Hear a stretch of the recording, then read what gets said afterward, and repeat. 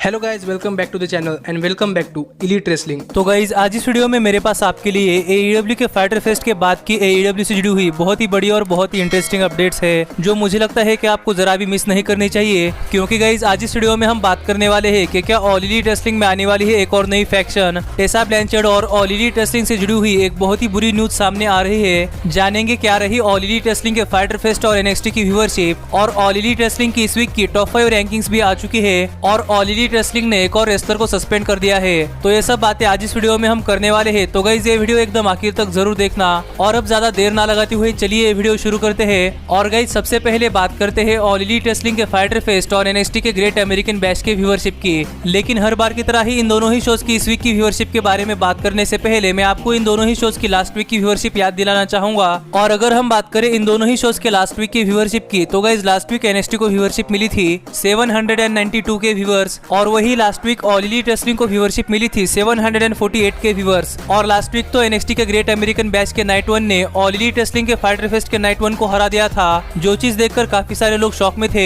लेकिन अगर हम बात करें इन दोनों ही शोज की इस वीक की व्यूअरशिप की, तो गाइस इस वीक इन दोनों ही शोज को अपने व्यूअरशिप में नुकसान हो चुका है। जहां पर अगर हम शुरुआत करें NXT के ग्रेट अमेरिकन बैच के नाइट 2 से, तो गाइस NXT को इस वीक उनके व्यूअरशिप में करीब 5% व्यूअर्स का नुकसान हो चुका है, और इस वीक जो NXT को व्यूअरशिप मिली है वो है 759 के व्यूअर्स। लेकिन अगर हम बात करें ऑल एलीट रेसलिंग के फाइटर फेस्ट के नाइट 2 की, तो गाइस ऑल एलीट रेसलिंग के फाइटर फेस्ट के नाइट 2 की भी व्यूअरशिप 5% नीचे आ चुकी है, और इस वीक ऑल एलीट रेसलिंग को व्यूअरशिप मिली है वो है 715 के व्यूअर्स। और यहाँ पर इस डेमोग्राफिक से हम ये जान सकते हैं कि गाइस इस वीक भी NXT ने ऑल एलीट रेसलिंग को व्यूअरशिप में हरा दिया है, और ये व्यूअरशिप बैटल में AEW की NXT के हाथों लगातार तीसरी हार थी। और ये इस वजह से भी हो सकता है क्योंकि ऑल एलीट रेसलिंग के पूरे नाइट का रिजल्ट स्पॉइल हो चुका था, जबकि NXT के सिर्फ मेन इवेंट का रिजल्ट स्पॉइल हो चुका था। पर यहाँ पर एक और रिपोर्ट ऐसी आ रही है जो हमें बताती है कि गाइस USA के नेटवर्क वाले NXT के शोज को ऑल एलीट रेसलिंग के फाइटर फेस्ट से नहीं हरवाना चाहते थे, क्योंकि ये NXT और ऑल एलीट रेसलिंग के नॉर्मल शोज नहीं बल्कि स्पेशल इवेंट्स थे।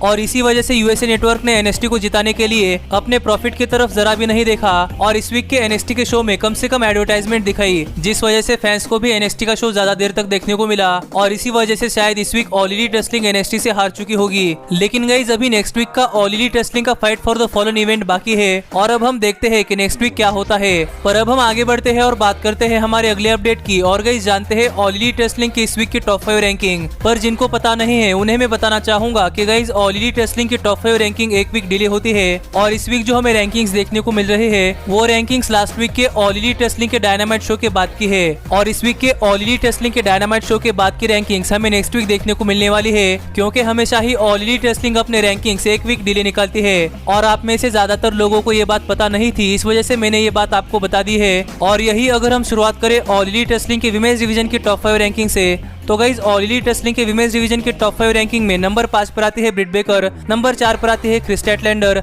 नंबर 3 पर आती है फिनोल्पी फ्रॉड, नंबर 2 पर आती है बिग सॉल, और गाइस नंबर 1 पर आती है नायला रोज। और स्टिल है हमारी All Elite Wrestling women's world heavyweight champion Hikaru Shida. और अगर हम बात करें ऑल एलीट रेसलिंग के टैग टीम डिवीजन के टॉप 5 रैंकिंग की, तो गाइस यहाँ पर ऑल एलीट रेसलिंग के टैग टीम डिवीजन के टॉप 5 रैंकिंग में नंबर 5 पर आते हैं द जोरासिक एक्सप्रेस, नंबर 4 पर आते हैं द यंग बक्स, नंबर 3 पर आते हैं प्राइवेट पार्टी, नंबर 2 पर आते हैं द बेस्ट फ्रेंड्स, और गाइस नंबर 1 पर आते हैं द डार्क ऑर्डर। और स्टिल है हमारे all Elite wrestling world tag team champions Kenny Omega और हैंगमैन पेज। पर अब हम बात करते हैं ऑल एलीट रेसलिंग के सिंगल्स मेल डिवीजन के टॉप 5 रैंकिंग की, तो गाइस यहाँ पर ऑल एलीट रेसलिंग के सिंगल्स मेल डिवीजन के टॉप 5 रैंकिंग में नंबर 5 पर आते हैं क्रिस जेरिको, नंबर 4 पर आते हैं ब्रॉडी ली, नंबर 3 पर आते हैं लांस आर्चर, नंबर 2 पर आते हैं ब्रायन केज, और गाइस नंबर 1 पर आते हैं MJF। और स्टिल है हमारे TNT हेवीवेट चैंपियन कोडी और all Elite wrestling world heavyweight champion John Moxley. और हमें इस वीक के ऑल एलीट रेसलिंग के टॉप 5 रैंकिंग्स में थोड़ा सा चेंज देखने को मिला है, जहां पर टैग टीम डिवीजन के टॉप 5 रैंकिंग में जोरासिक एक्सप्रेस नंबर 5 पर आ चुके हैं। पर गाइस अब हम आगे बढ़ते हैं और बात करते हैं हमारे अगले अपडेट की, और गाइस जानते हैं कि किस सुपरस्टार को ऑल एलीट रेसलिंग ने फाइटर फेस्ट का शो खत्म होने के बाद सस्पेंड कर दिया है। गाइस पहले ही ऑल एलीट रेसलिंग के पास काफी ज्यादा रेसलर्स नहीं है, और ऐसे सिचुएशन में भी ऑल एलीट रेसलिंग अपने रेसलर्स को सस्पेंड कर रहे हैं। और ऑल एलीट रेसलिंग ने फाइटर फेस्ट के बाद जिस रेसलर को सस्पेंड किया है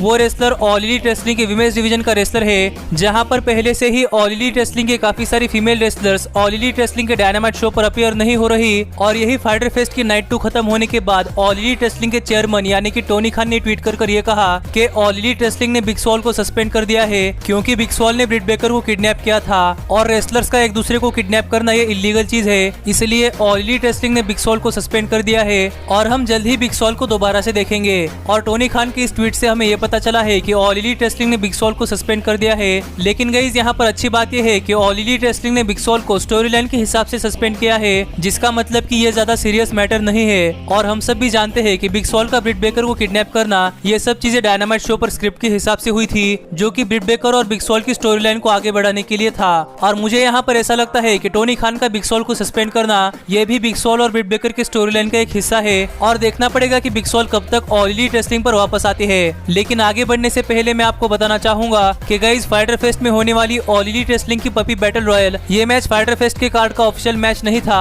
और ये मैच हमें ऑल एलीट रेसलिंग के ऑफिशियल यूट्यूब चैनल पर देखने को मिला है, जहां पर आप भी इस मैच को फ्री में एंजॉय कर सकते हैं। इसलिए गाइस मैं इस मैच का रिजल्ट भी नहीं बताने वाला, पर अगर आपने वो मैच देख लिया है तो गाइस आप मुझे कमेंट कर बताइए कि आपको वो मैच कैसा लगा। पर गाइस अब हम आगे बढ़ते हैं और बात करते हैं हमारी अगली अपडेट की और जानते हैं कि टेसा ब्लैंचेट और ऑल एलीट रेसलिंग के बीच की बैड न्यूज। तो गाइस टीएनए के टेसा ब्लैंचेट को रिलीज करने के बाद काफी सारे लोग सोच रहे थे कि टेसा ब्लैंचेट एईडब्ल्यू में आ सकती है, क्योंकि फिलहाल के टाइम में टेसा ब्लैंचेट रेसलिंग इंडस्ट्री के सबसे हॉटेस्ट फीमेल फ्री एजेंट है और अगर Tesa Blanchett all Elite Wrestling को ज्वाइन करती है तो एईडब्ल्यू के विमेन्स डिवीजन पर काफी ज्यादा इंप्रूवमेंट होगी और उनके फादर टेली ब्लैंचेट भी एईडब्ल्यू के लिए काम करते हैं। इसलिए काफी सारे लोगों के साथ साथ 2 time WWE hall of famer Booker T को भी ऐसा लगता है कि टेसा ब्लैंचेट को एईडब्ल्यू कंपनी साइन कर लेनी चाहिए, क्योंकि टेसा ब्लैंचेट एईडब्ल्यू कंपनी में बहुत ही बड़ी सुपरस्टार बन सकती है। लेकिन गाइस यहाँ पर कुछ रिपोर्ट्स ऐसी आ रही है जो हमें बताती है कि all Elite wrestling Tesa Blanchett को साइन करने में थोड़ी सी भी इंटरेस्टेड नहीं है और all Elite wrestling Tesa Blanchett को नहीं साइन करना चाहती।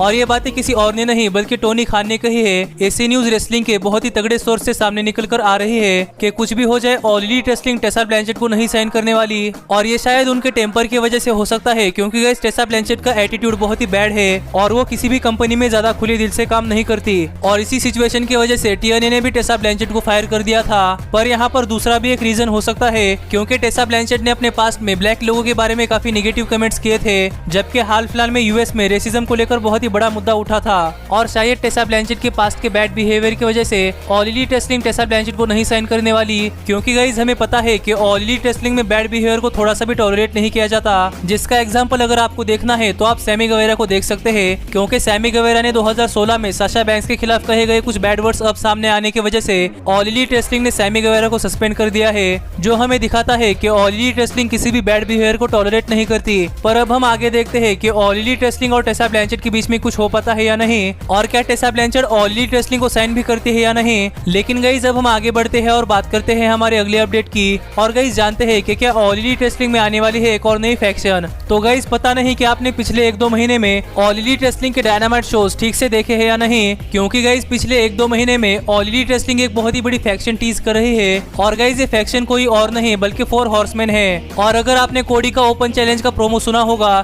तो गाइस आपने वहां पर भी सुना होगा कि कोडी कह रहे थे कि एईडब्ल्यू कंपनी बनाने के लिए सबसे पहला कॉल कोडी को नहीं गया था, बल्कि पहला और दूसरा कॉल यंग बक्स और तीसरा कॉल केनी ओमेगा को जाने के बाद टोनी खान ने चौथा कॉल कोडी को किया था, जहां पर कोडी ने पहली बार टीज किया था कि वो ऑल एलीट रेसलिंग में 4 हॉर्समैन लाना चाहते हैं। और इसके बाद भी कोडी ने अपने प्रोमोज में बहुत बार टीज किया है कि कोडी एईडब्ल्यू में 4 हॉर्समैन बनाना चाहते हैं। लेकिन अगर आपको पता नहीं है कि 4 हॉर्समैन कौन थे तो गाइस मैं आपको बताना चाहूंगा कि 4 हॉर्समैन 80s और 90s की एक बहुत ही बड़ी फैक्शन थी, जिस फैक्शन में आर्न एंडरसन, टेली ब्लैंचेट और 2 time WWE hall of famer Ric Flair भी थे। और ये 80s और 90s की बहुत ही पॉपुलर फैक्शन थी जिसे कोडी अपने बचपन में देखा करते थे और यही सेम फैक्शन एईडब्ल्यू में बनाने की बात कोडी टीज कर रहे हैं, जबकि ओरिजिनल 4 हॉर्समैन के 2 मेंबर्स यानी कि आर्न एंडरसन और टेली ब्लैंचेट एईडब्ल्यू में काम करते हैं। और यहाँ पर इस फैक्शन के लिए कुछ नाम भी सामने आ रहे हैं और इस फैक्शन के लिए पहला नाम तो कोडी का है, पर दूसरा नाम ऑल एलीट रेसलिंग के टैग टीम यानी कि एफटीआर का है। और आपको तो पता ही होगा कि एफटीआर की इंस्पिरेशन टेली ब्लैंचेट और आर्न एंडरसन है, जो कि 80s और 90s की एक बहुत ही तगड़ी टैग टीम थी और 4 हॉर्समैन फैक्शन का हिस्सा भी थी। पर यहाँ पर सबसे फाइनल नाम जो सामने आ रहा है वो नाम शॉन स्पियर्स का है। और अगर यहाँ पर ऑल एलीट रेसलिंग में 4 हॉर्समैन फैक्शन बनती है तो गाइस यहाँ पर ऑल एलीट रेसलिंग के 4 हॉर्समैन फैक्शन के लिए एफटीआर, शॉन स्पियर्स और कोडी का नाम सामने आ रहा है, क्योंकि पहली बात तो कोडी टीज कर रहे हैं और उनके मैनेजर भी 4 हॉर्समैन का हिस्सा रह चुके हैं, और सेम केस शॉन स्पियर्स के भी साथ है, क्योंकि उनके मैनेजर भी 4 हॉर्समैन का हिस्सा रह चुके हैं, और एफटीआर की तो इंस्पिरेशन 4 हॉर्समैन की ही टैग टीम थी।